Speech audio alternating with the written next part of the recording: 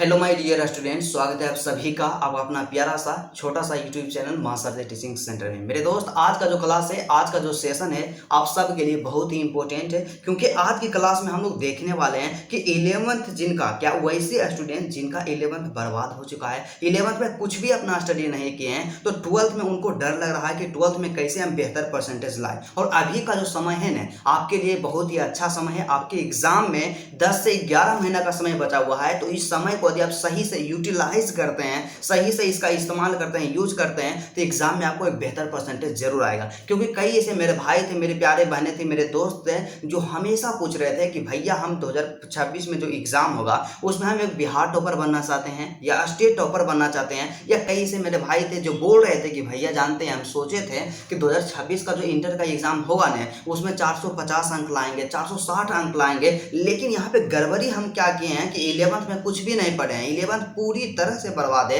तो क्या 11th में हम कुछ भी नहीं पढ़े हैं तो 12th में बेहतर परसेंटेज लाया जा सकता है? और यदि लाया जा सकता है तो हमें शुरुआत के समय से कैसे स्टडी करना चाहिए, किन किन बातों पे ध्यान देना चाहिए, किस किताब को फॉलो करना चाहिए, ऑनलाइन कोर्स खरीदना चाहिए कि ऑफलाइन कोर्स खरीदना चाहिए, तमाम चीज़ों के बारे में आप सब हमेशा पूछ रहे थे। तो मेरे दोस्त, यदि आप भी इन तमाम समस्याओं से, इन तमाम प्रॉब्लम से परेशान हैं, तो आज का जो क्लास है ना, आप सब के लिए बहुत ही इंपॉर्टेंट है। तो चलिए आज का क्लास बिना टाइम के इन्वेस्ट किए मेरे दोस्त स्टार्ट करते हैं। बस आपसे एक छोटा सा रिक्वेस्ट है, यदि आप मेरे चैनल पे नए हैं तो चैनल को सब्सक्राइब जरूर कर दीजिएगा। तो सबसे पहले बात करते हैं कि कई आप सबका हमेशा कमेंट आ रहा था कि 11th जो है ना पूरी तरह से बर्बाद हो गया, 11th में हम कुछ भी नहीं पढ़े हैं। तो क्या 11th में जो लड़का कुछ भी नहीं पढ़ा है 12th में बेहतर परसेंटेज स्कोर कर सकता है? तो इसका आंसर होगा कि 110% आप एक बेहतर परसेंटेज स्कोर कर सकते हैं। क्योंकि 11th का जो क्लास है ना, उससे कहीं ज्यादा डिफरेंस आपका 12th का क्लास है। 11th का जो आपका है सिलेबस जो है 12th से काफी हार्ड सिलेबस है।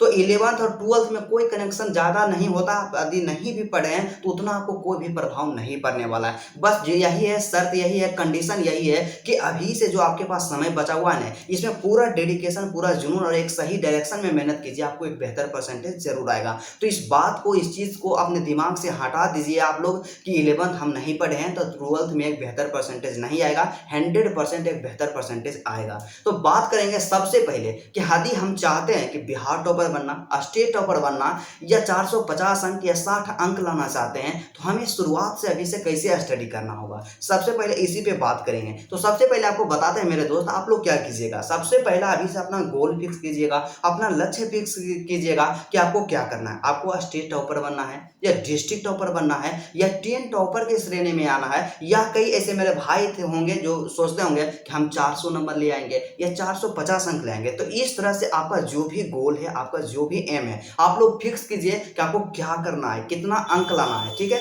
तो इस तरह से फिक्स कर लिए। उसके बाद दूसरा स्टेप में आपको काम क्या करना होगा। दूसरा स्टेप में आपको काम क्या करना होगा, आप सबसे पहले देखिए कि आप किसी भी स्ट्रीम का स्टूडेंट हो, चाहे आप साइंस के स्टूडेंट हो या आर्ट्स का स्टूडेंट हो या कॉमर्स का स्टूडेंट हो। सबसे पहला क्या कीजिए, आप अपना सिलेबस को देखिए, सिलेबस को एनालिसिस कीजिए कि आपका सिलेबस क्या है, बिहार बोर्ड क्या क्या पूछता है, आपको क्या क्या पढ़ना है, आपका कौन कौन सा सब्जेक्ट है, कौन सब्जेक्ट में कौन सा चैप्टर इंपॉर्टेंट है, किस चैप्टर में सबसे ज्यादा अंकों के प्रश्न पूछा जाता है। यहाँ पे अपने सिलेबस के बारे में जानिए। उसके बाद एग्जाम पैटर्न के बारे में देखिए कि आपका एग्जाम पैटर्न क्या होगा, कैसे क्वेश्चन पूछा जाएगा एग्जाम में, ऑब्जेक्टिव कितना पूछा जाएगा, सब्जेक्टिव कितना पूछा जाएगा, पूरा यहाँ पे डिटेल, मतलब सीधा सा एक शब्दों में यदि कहा जाए तो सबसे पहला वही काम कीजिए, अपना गोल फिक्स कीजिए। और उसके बाद अपना सिलेबस को आप लोग देखिए कि मेरा सिलेबस क्या है, हमें पढ़ना क्या है। क्योंकि क्या होता है कि जब तक आपको पता नहीं रहेगा कि हमें क्या पढ़ना है तो सिर्फ पढ़ने से थोड़ा होगा। अपना सिलेबस को आप लोग देखिए। और उसके बाद फिर क्या हुआ कि हम लोग क्या किए, अपना गोल सेट कर लिए, अपना सिलेबस को भी अच्छा तरह से देख लिए। अब यहाँ पे बात था कि अगला कदम हमारा क्या होना चाहिए, अगला नेक्स्ट कदम यहाँ पे क्या होना चाहिए, नेक्स्ट स्टेप हमारा क्या होना चाहिए। तो सबसे पहले हम यही कहना चाहेंगे मेरे दोस्त, मेरे भाई, आप सबको हमेशा समझाते रहते हैं कि आप लोग क्या कीजिएगा, आप लोग क्लास को यहाँ पे चयन जो है, सेलेक्ट जो है, सावधानी पूर्वक कीजिएगा। क्योंकि आप में से दो तरह का स्टूडेंट होंगे।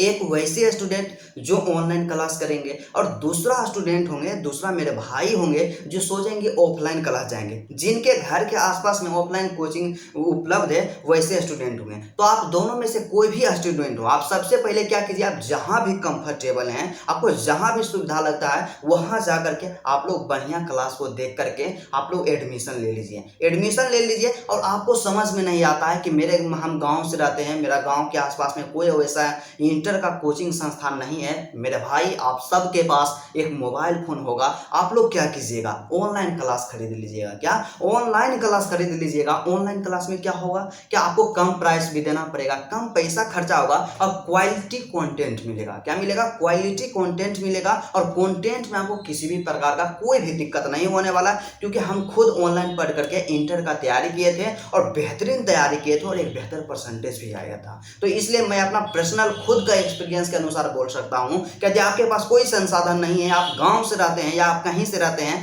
या आप बेहतर अंक लाना चाहते हैं, आप वास्तव में अपने करियर को लेकर के डेडिकेटेड हैं, आप चाहते हैं कि हमारा एक बेहतर परसेंटेज आए 2026 के एग्जाम में, तो आप लोग सीधा सा आंख मूंद करके एक ऑनलाइन कोर्स ले लीजिएगा किसी भी टीचर का। तो आप लोग बोलिएगा कि भैया कौन से ऐसे टीचर होंगे जिनका कोर्स सबसे बेहतर होगा।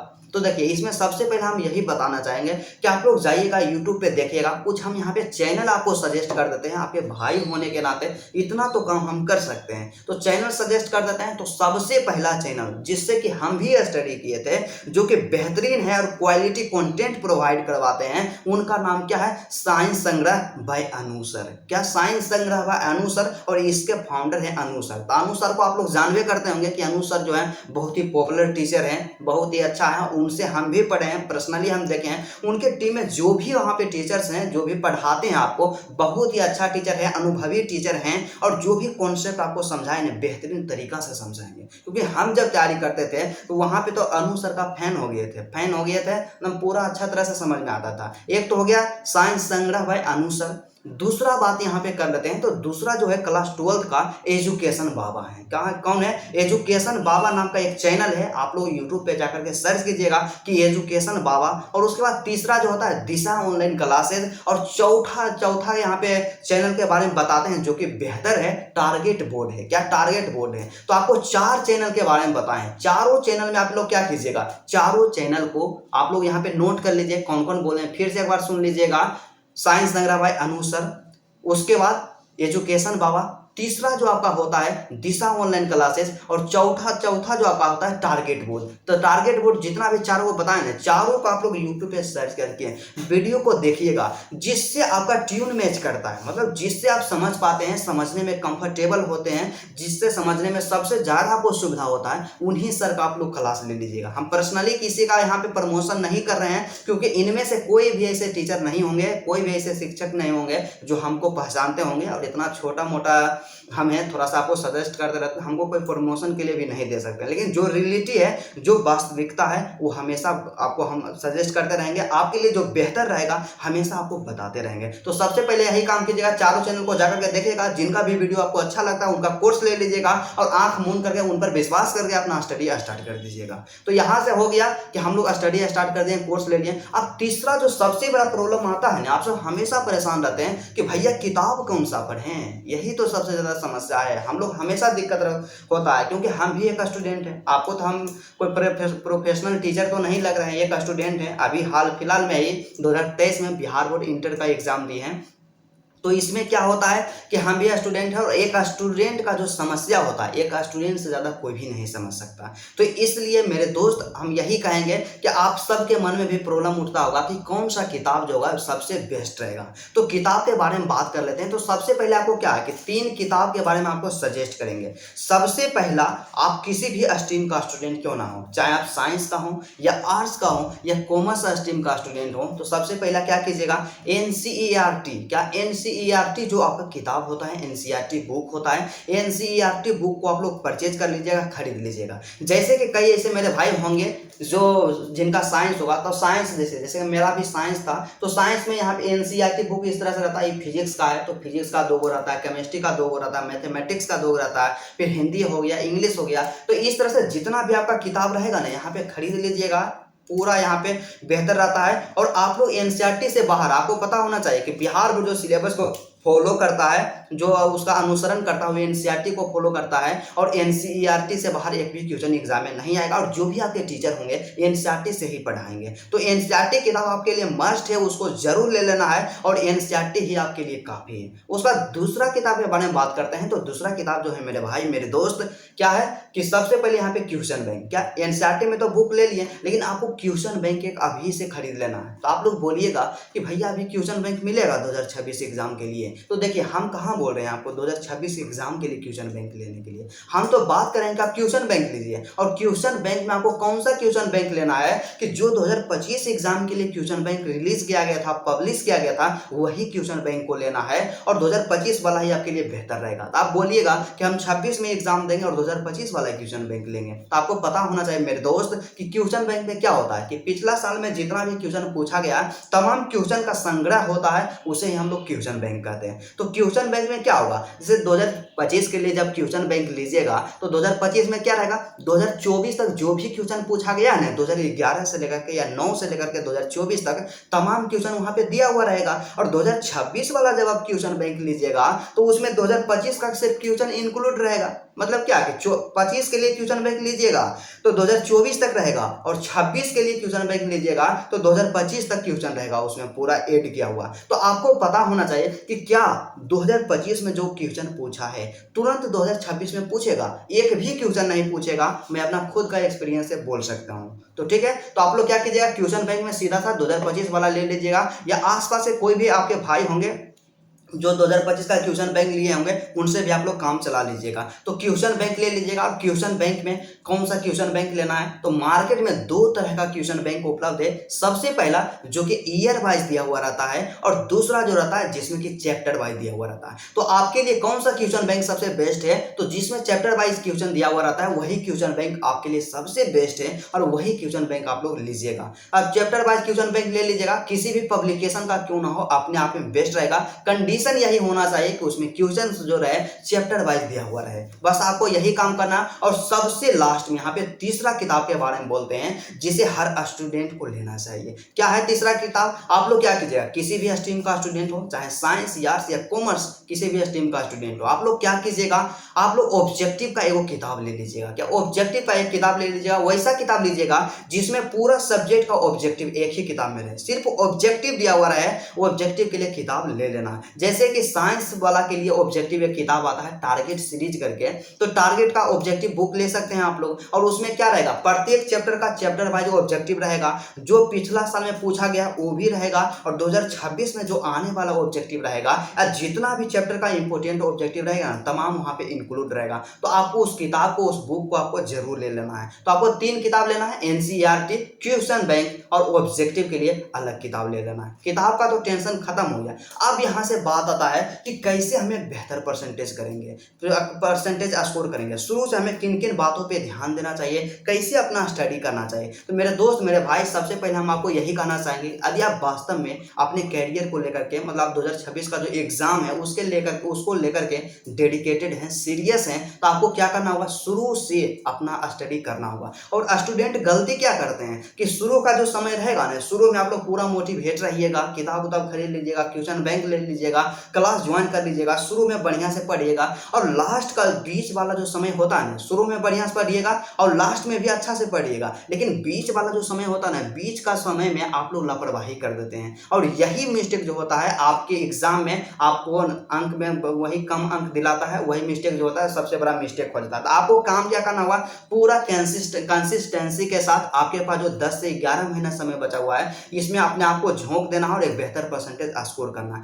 तो आप बात आता है कि अपना तैयारी कैसे करना है। सबसे पहला देखिए, यदि आप बेहतर परसेंटेज लाना चाहते हैं तो आपको सभी सब्जेक्ट को कॉमन लेकर के चलना चाहिए। क्या, सभी सब्जेक्ट को कॉमन लेकर के चलना चाहिए, क्योंकि कई ऐसे मेरे भाई होते हैं, मेरे दोस्त होते हैं, मेरे प्यारी बहनें होती है जो गलती क्या करते हैं या गलती क्या करती है कि आप लोग क्या करते हैं कि आपको मैथ पढ़ने में अच्छा लग रहा है तो सिर्फ आप लोग मैथ पढ़ते रहते हैं, या केमिस्ट्री किसी को पढ़ने में अच्छा लग रहा है तो केमिस्ट्री पे ज़्यादा ध्यान देते हैं और सब्जेक्ट को छोड़ देते हैं। ऐसा मिस्टेक नहीं करना, क्योंकि आपको पता होना चाहिए कि यदि आप मैथमेटिक्स में 90 अंक ले आते हैं, 90 अंक ले आते हैं, और आपका हिंदी जो होता है हिंदी में केवल 60 अंक लाते हैं, तो आपका ओवरऑल जो परसेंटेज बनेगा बिल्कुल कम बनेगा। और यदि आप सभी सब्जेक्ट को कॉमन लेकर के चलते हैं, सभी सब्जेक्ट में यदि आप 80 नंबर भी लाते हैं, तो 8 बचे हो गया 40, मतलब 400 अंक टोटल आएगा। तो इसलिए मेरे भाई मेरे दोस्त आपसे रिक्वेस्ट है, आपका कोई भी सब्जेक्ट चाहे वह वीक हो या स्ट्रॉन्ग हो, सबको बराबर लेकर के चलना है, सबको बैलेंस बना करके चलना है। और ध्यान रखना है कि ओवरऑल जो परसेंटेज बनेगा टोटल सभी सब्जेक्ट के अंकों को जोड़कर बनेगा। तो इसलिए सभी सब्जेक्ट पे आपको यहाँ पे बराबर ध्यान देना होगा। उसके बाद दूसरा काम क्या करना होगा कि आपका जो सिलेबस होता है, आप जो भी सर पढ़ाते हैं क्लास को अब्सेंट नहीं करना है, चाहे आप ऑनलाइन क्लास करते हैं या ऑफलाइन क्लास करते होंगे। तो सबसे पहले अपना सिलेबस को 100% कंप्लीट करना है, पूरा सिलेबस को कंप्लीट करना है। और जैसे ही देखिए, मान लीजिए आपका एक चैप्टर हो गया फिजिक्स हो गया, तो फिजिक्स का एक चैप्टर आपका है, पहला चैप्टर वैद्युत आवेश तथा क्षेत्र। तो वैद्युत आवेश तथा क्षेत्र का एक चैप्टर आपका खत्म हुआ, एक चैप्टर। तो एक चैप्टर जैसे ही खत्म हो गए ना, तो सबसे पहले उसका आप खुद से नोट्स बनाइए। उसका खुद से नोट्स बनाइए, और जब खुद से नोट्स बन जाए, एक चैप्टर खत्म हो गए, उसको रट करके आद करके 100% कंप्लीट कर देना है। पूरा रट जाना है, बाद के लिए आपको नहीं छोड़ना है। जैसे ही खत्म हो गए एक चैप्टर, आपको पूरा कंठस्थ याद रहना चाहिए। उसका जो भी होता है 2 अंक वाला क्वेश्चन, 5 अंक वाला क्वेश्चन, या जो भी क्वेश्चन हो ऑब्जेक्टिव क्वेश्चन, सबको कंप्लीट कर लेना है। और आपको काम क्या करना होगा कि एक चैप्टर खत्म हुआ तो क्वेश्चन बैंक निकालिएगा। आप लोग बताइए दिए कि वैसा क्वेश्चन बैंक लीजिएगा जिसमें चैप्टर वाइज क्वेश्चन दिया हुआ रहेगा। तो क्वेश्चन बैंक में वैद्युत आवेश तथा क्षेत्र जो चैप्टर खत्म हुआ है उसको निकालना है, और जितना क्वेश्चन 2011 से लेकर के 2024 तक पूछा गया तमाम क्वेश्चन को आपको रट जाना है, याद कर लेना है। इतना काम करना है। और इसी तरह से आप लोग क्या कीजिएगा, सभी चैप्टर पे फॉलो कीजिएगा, सभी सब्जेक्ट में फॉलो कीजिएगा, आपको बेहतर परसेंटेज जरूर आएगा। उसके बाद अगला काम आप लोग क्या करते हैं, आप लोग रिविजन नहीं करते, क्योंकि हम में से मैक्सिमम ऐसे स्टूडेंट होते हैं ना जो रेगुलर क्लास करेंगे, पूरा स्टडी भी करेंगे, सब कोई पढ़ता है, लेकिन 100 में से रिवीजन जो करता है ना मात्र 30 ही स्टूडेंट करता है। और रिवीजन यदि आप नहीं करते हैं तो समझिए पढ़ने का कोई फायदा नहीं। तो इसलिए आपसे रिक्वेस्ट है, आप लोग ना बार बार रिवीजन कीजिए। आप दो स्टेप में रिवीजन कीजिए। सबसे पहला स्टेप आप लोग डेली रिवीजन कीजिए, जो एक दिन सर पढ़ाए हैं टोटल उसको शाम को रिवीजन कर लेना है। और उसका दूसरा स्टेप में जो रिवीजन करना है, सप्ताह में 2 दिन का समय निकालना है, एक शनिवार और एक रविवार। तो एक सप्ताह में जितना भी आप स्टडी किए हैं पिछला सभी का रिवीजन 2 दिन में कर लेना है, और 2 दिन का समय काफी रहता है। इतना चीज आपको करना ही है, और इस तरह से अपना तैयारी करना है। और अपना टारगेट रखना है, यहाँ पे अपना उद्देश्य रखना है कि आपका जो सिलेबस रहे ना नवंबर तक खत्म हो जाए। क्या नवंबर तक खत्म हो जाए, नवंबर तक पूरा याद रहना चाहिए। और जो भी दिक्कत होगा हम आपको हमेशा सजेस्ट करते रहेंगे। और एक चीज आपको लास्ट में यही कहना चाहेंगे कि आप लोग अपना हैंड राइटिंग पे भी ध्यान दीजिएगा। यदि आप सीरियस में आप चाहते हैं, आप वास्तव में सीरियस हैं कि हम एक बेहतर परसेंटेज लाएंगे, तो आप लोग अपना हैंड राइटिंग पे ध्यान दीजिएगा। हैंड राइटिंग पे क्या ध्यान देना दीजिएगा, सबसे पहला आपका लिखावट अच्छा होना चाहिए। और दूसरा क्या करना चाहिए कि लिखावट अच्छा रहे, लेकिन उसके साथ ही साथ आपको स्पीड को मेंटेन रखना होगा, स्पीड भी होना चाहिए। तो आप लोग हैंड राइटिंग पे जरूर वर्क कीजिएगा। और जब तक आपका हैंड राइटिंग अच्छा नहीं रहेगा, परसेंटेज आपको एक बेहतर नहीं आएगा। तो मेरे दोस्त मेरे भाई, मुझे उम्मीद है, मुझे यह विश्वास है कि आप लोग 100% समझ गए होंगे कि हमें अभी से अपना तैयारी कैसे करना चाहिए। और यदि आपके मन में किसी भी प्रकार का किसी भी सब्जेक्ट में कोई भी समस्या है, तो आप लोग कमेंट बॉक्स खुला हुआ है, कमेंट कीजिएगा, उसका रिप्लाई हम जल्द से जल्द देने का प्रयास करेंगे। और ऐसा लगेगा कि इस पर वीडियो बनाने की आवश्यकता है, तो उसको हम वीडियो के माध्यम से भी आपको रिप्लाई देंगे, जवाब देंगे। मेरे दोस्त मेरे भाई, तो चलिए आज का क्लास यहीं तक रहता है, फिर आपसे मिलते हैं नेक्स्ट वीडियो में और नेक्स्ट टॉपिक के साथ।